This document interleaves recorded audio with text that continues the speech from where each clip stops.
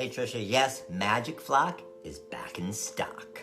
So we got about 500 rolls today. We have a few thousand more coming over the next few days. So Magic Flock, back in stock. Hey Dale, what I do is I just actually find my cut area and I gang it myself, because a lot of these different softwares that try to gang stuff for you, they can't gang it nearly as good as you can look at it and gang it. So I always just manually gang it and rotate it.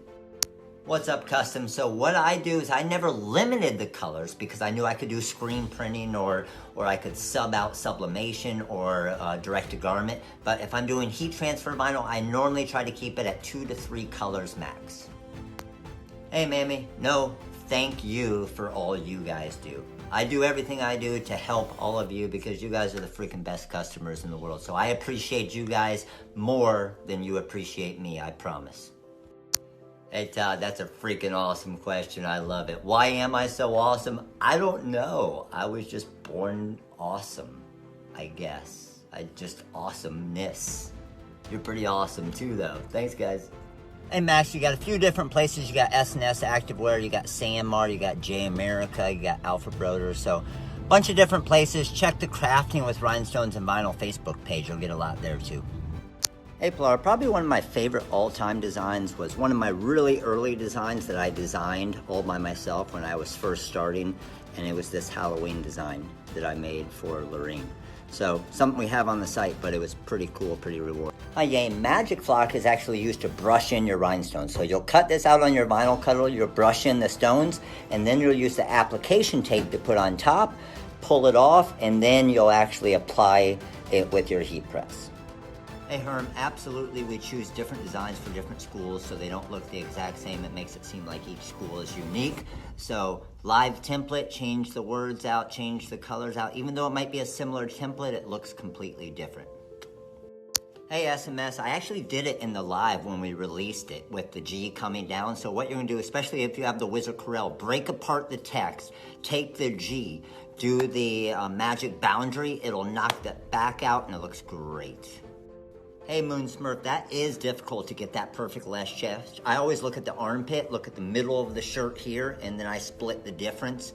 Just knowing a medium, a large, an extra large, a double X is always gonna be a little bit different. So that was my way.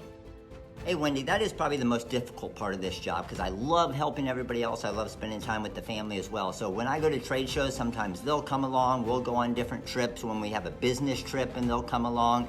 So always make time for them, which is awesome. Hey Honeybee, it is definitely more difficult with the regular Easy Weed versus the glitter or the holographic or the brick because that's a thicker material. So sometimes you might get a little bubbling or it might not look perfect. However, I have seen a lot of people do it with smaller.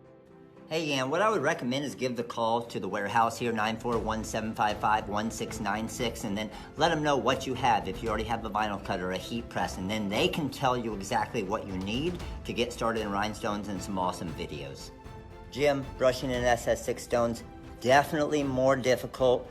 Make sure your circles are a good size. I would do a little test cut, throw a bunch of different circles in, see which one they brush in best to, but SS6 are definitely more difficult to work with than 10s. Hey Sean's mama, the most popular rhinestone size by far 100% are the SS10 or 3mm stones. Probably 98% of our designs are done in the SS10 or the 3mm stones. Hey Pilar, easy question there. If I could go back in time and do something different, knowing what I know now when starting the business, I would not have been called the Rhinestone World because we do so many more things now. So think about that before you name your business. Hey Renee, when we were the Decal World, I only used Equid. So I didn't have any type of accountant. I just figured everything out on my own as far as invoicing, did everything.